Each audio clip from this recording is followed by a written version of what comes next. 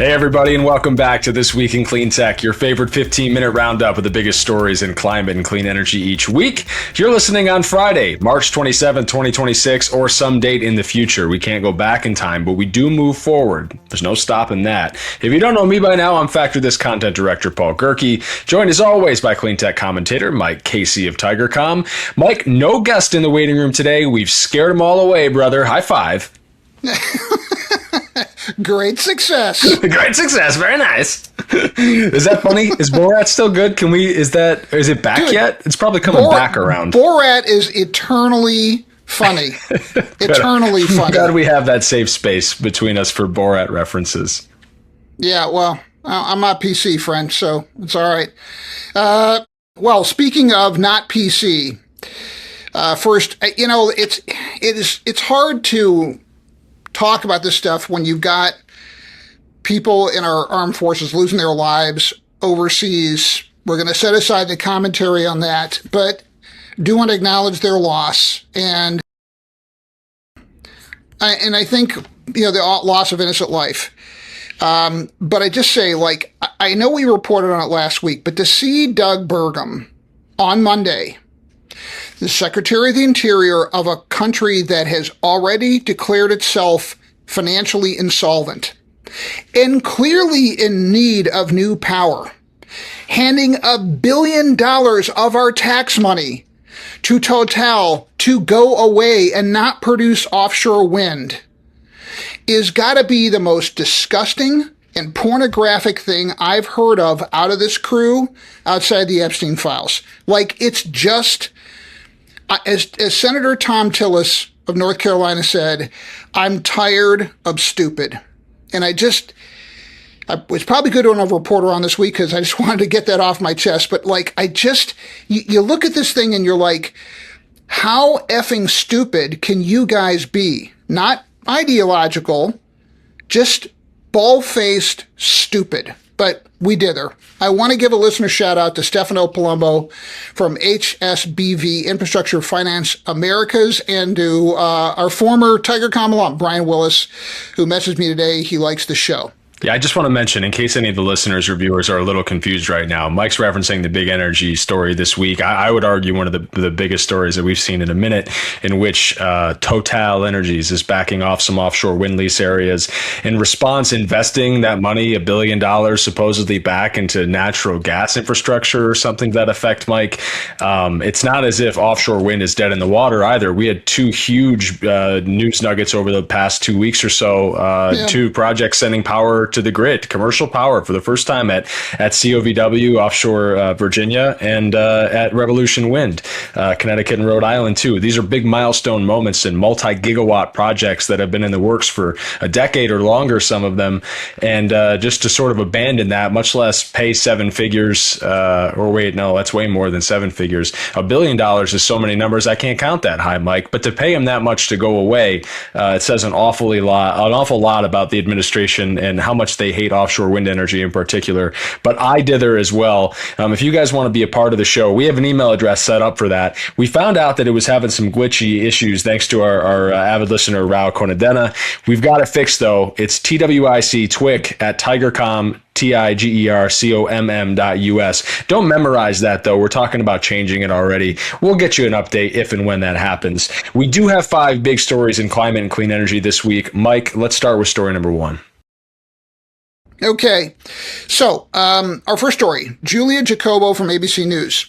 Could a global economy dependent on renewable energy see less war? Experts explain. Paul, I love this story because at least it's optimistic speculation. That's I think the most modest way to describe the story. Yeah, so the data here is rooted in the journal International Security, which found that 25 to 50% of interstate wars between 1973 and 2007 were linked in some way to oil. Ember reports that nearly 3/4 of the global population lives in countries that are dependent on imported fossil fuels for just basic power and human services type stuff. An international security analysis found that global reliance on on fossil fuels drives conflict through the means you would think: resource competition, scarcity, terrorism. And we're talking about this because of the closure at the Strait of Hormuz right now, showing how fossil fuel dependence destabilizes global energy markets, maybe not hurting us as much here in the States as it is countries closer to the Gulf, highlighting an urgency regardless of breaking that dependence on foreign oil. We're hearing about it in Taiwan right now. The blockade in Cuba is in the news, Mike.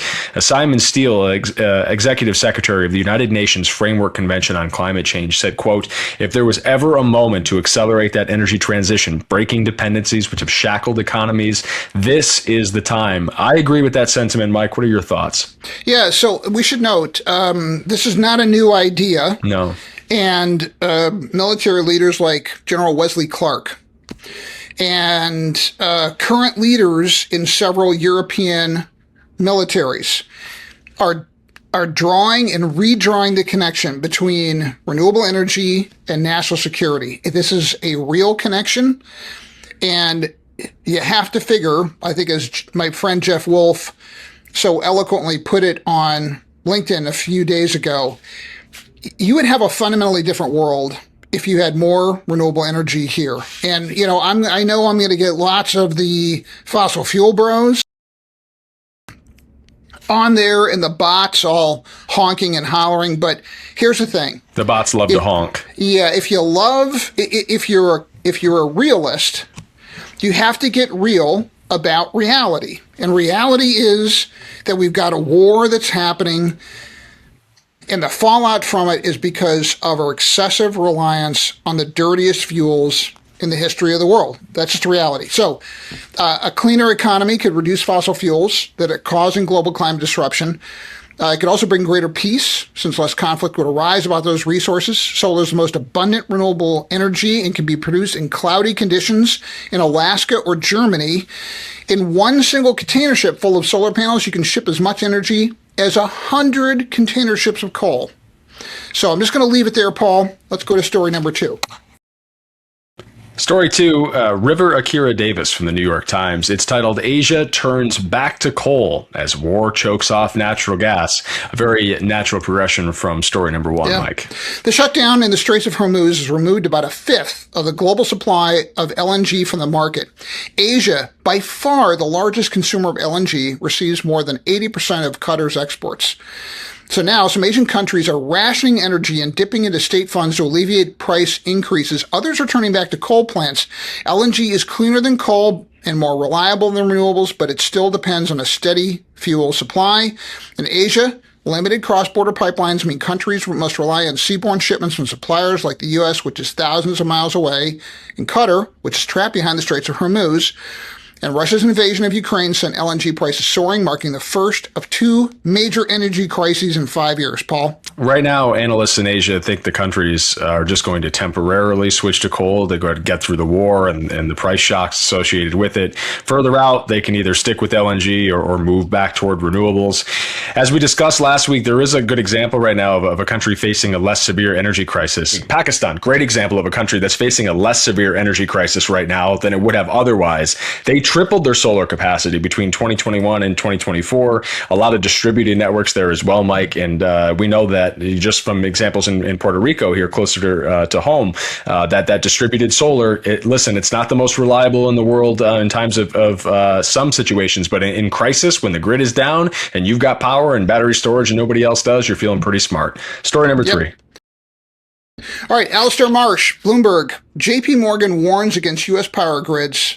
It warns aging U.S. power grids pose national security risk. If you hear a theme in this week's show, that's not unintentional, Paul Gerke. This is something we talk about a lot on our site and at our events, where I work, Mike. JPMorgan Chase is warning that aging grid infrastructure is becoming an energy security threat. It's vulnerable from everything from extreme weather, which we see all the time, like literal infrastructure damage, to cyber attacks, the stuff that you might not see. And it's because the more devices we get out on the grid edge, the more access points there are to these larger systems. And it becomes increasingly attractive to sort of bad actors to infiltrate them. On one hand, there's AI and electrification. Obviously, there's these big tailwinds that are driving electricity demand across the industry. But on the other hand, we're talking this whole show about energy volatility stemming from geopolitical conflicts like the war in Iran right now. causing nations to question whether they still want to rely on oil and gas or to build out more renewable energy infrastructure. JPMorgan is working to identify overlooked grid bottlenecks. Here's a hint, Mr. Morgan, there are a lot of them, and direct capital in those directions, maybe like some of the hyperscalers are right now, working with utilities across the country on big infrastructure projects and transmission lines. In 2025, the bank unveiled a $1.5 trillion 10-year plan to ensure enough capital goes to areas like semiconductors, data centers, medicines, and critical minerals. We'll see how that works out. Mike, your thoughts?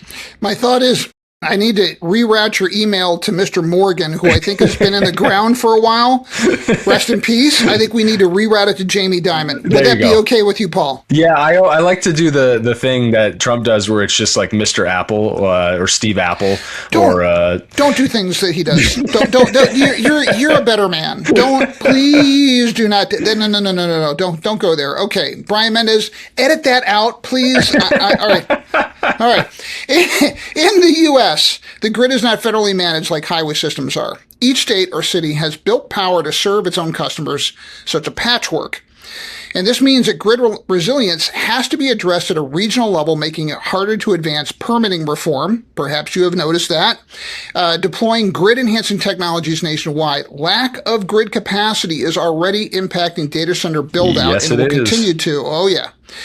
And it's got impacts on corporate growth and investment plans. So investors and analysts are increasingly looking to the grid as a strategic infrastructure set rather than just aging assets we have to manage with software. Paul.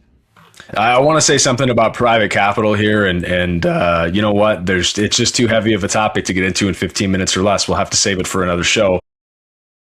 Story 4. Michael J. Coren from the Washington Post, titled "How to Get Big Tech to Pay Your Energy Bills." Tell me more. This is a cool story. I like this. It's a clickbaity title, but I like it. Oh, you are such a cynic. Okay. The tech industry, it needs a massive amount of electricity, as we've been discussing. McKinsey estimates tech giants are going to pour $2.7 trillion into U.S. data centers by 2030. Google, Meta, and others are turning to diesel generators, modified jet engines, and even restarting nuclear and coal plants while pushing for grid upgrades, contributing to rising electricity prices. But hey, there's an overlooked power plant that can help alleviate the energy shortage. Your house. When thousands of homes are coordinated together by software into virtual power plants, or VPPs, they can deliver a power plant's worth of electricity by reducing consumption from smart appliances like electric water heaters or dispatching electricity from home batteries. So instead of taking years to build a power plant, this can take just a few months. VPPs deliver electricity when it's needed most because the grid is built for peak demand and often runs at half capacity, so storing cheap off-peak power and discharging it at peak effectively creates new capacity. Paul? If you work in the energy industry or you've listened to this show for some of the first 100 or so episodes, you were probably rolling your eyes so hard at the 101 explainer of VPPs. It feels like there needs to be a national re-education about the abilities of virtual power plants, I don't know, annually or even more frequently now, it seems like. And I know we've been talking about the potentiality behind VPPs for a really long time, but now there's like actual hard data of the ways they've been implemented and ways that they've shaved the peak usage off of major grids. So last July, here's an example, more than 100,000 home batteries were all they worked together to deliver 535 megawatts in California. That was enough to power half of San Francisco for 2 hours. That's no small amount of energy. DOE estimating that building the equivalent natural gas capacity would cost at least twice as much, probably even more so now, and you'd have to wait for the turbines. In theory, a lot of the new electricity demand from data centers could be met by scaling VPPs, but you'd have to upgrade homes with smart devices and batteries. To make that scenario real, data center developers would need to invest in homeowners, not just new power plants. We're starting to see a little bit of the VPP functionality being built into homes. I know there's a group out in Texas doing that right now, Austin startup Base Power. They're installing home batteries with a small fee, cutting electricity bills by at least 15%, and you can sell that stored power back to the grid at peak times. The hyperscalers, like you mentioned too, Mike, are doing a lot of novel things. Last month, Google announced a big data center in Minnesota, and since have announced several more, especially around the Midwest, my home state of Michigan, where they're funding all the grid upgrades and they're putting a whole bunch of clean clean power online. The one in Minnesota, though, they're also forming a VPP that's going to be part of the clean energy capacity powering the facility. We'll see how that works and if other hyperscalers can use that concept as well. No guest, as we mentioned at the top of the show, but we do have an encore for you. Story 5, Mike. Yep, Sam Meredith from CNBC. Britain responds to Iran war energy shock by requiring solar panels and heat pumps in all new homes. Let me just say, as a fifth-generation proud Irish American, it pains me a little to note that Great Britain is being smart long-term in contrast to our federal clown show. So due to the economic fallout of the Iran conflict, the UK government on Tuesday introduced new rules, requires developers to install heat pumps and solar panels in all new homes across the country. The rules will also see homes built with balcony solar and low-carbon heating, such as heat pumps and heat networks. UK ministers say the Iran war reinforces the need to leverage clean power as an energy security tool. Say it again, as an energy security tool. The UK Energy Secretary said clean power can help the country escape the grip of fossil fuel markets they can't control. Paul Gerke. Our friends at Octopus Energy tell us that since the conflict in the Middle East began, interest in solar shot up by at least 50% out there. Heat pumps and electric cars also seeing some surges. Analysts expect the fallout from the Iran war to expedite the shift away from fossil fuels as countries recognize that renewable energy, as we've been saying all show long, baby, improves resilience, reduces pollution, and alleviates those tricky geopolitical risks. You know, I was having conversations out at the InfoCast Solar and Wind Finance and Investment Summit last week that were right along this line about domestic supply chains as well. It's like the perk of a domestic supply chain is not just the tax credits that you're getting on the back end. It's also being able to tell an off-taker 2 years from now that I can promise you a certain price point and not have to worry about some obscure geopolitical risk or one that hasn't even materialized yet impacting the ability for me to deliver my project to you.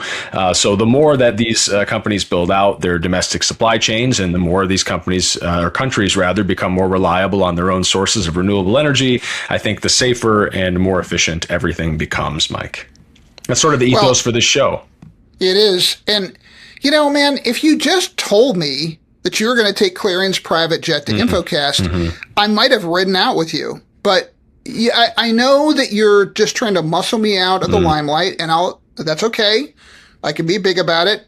But we have to go to our Cleantecher of the week. The show must go on. We do. You said big, though, and I got to mention, I don't get to use the private jet. I had to fly commercial, as I always do. And I'm a pretty big dude, and I sat next to the largest human I've ever sat next to on a plane ever. He was in the middle seat, and he took up all 3 seats, and he didn't pay for all 3 seats, and it was really uncomfortable. There's no way that person is listening to this, but if you are, hey, man, I'm on to you. You should have paid for another seat. That wasn't cool. My back still hurts. Okay, Cleantecher of the week. Drum roll, please, Brian Mendez. This week's Cleantecher of the week. Robert Piconi, CEO of Energy Vault, if you've heard of them. That company officially acquired the 175 megawatt McMurtre battery storage project. That's in ERCOT North in Texas, Brian Mendez territory, taking its global portfolio of owned, operating, and under construction assets to 715 megawatts in total. Congrats to Robert Piconi, CEO of Energy Vault, our Cleantecher of the week. And I'm going to be bigger and more mature about this and thank our usually wonderful, but not wonderful always, producer Brian Mendez. But you know, always he's wonderful. a musician, a handsome one at that. He is a very handsome musician, and he knows it. That's the problem. All right.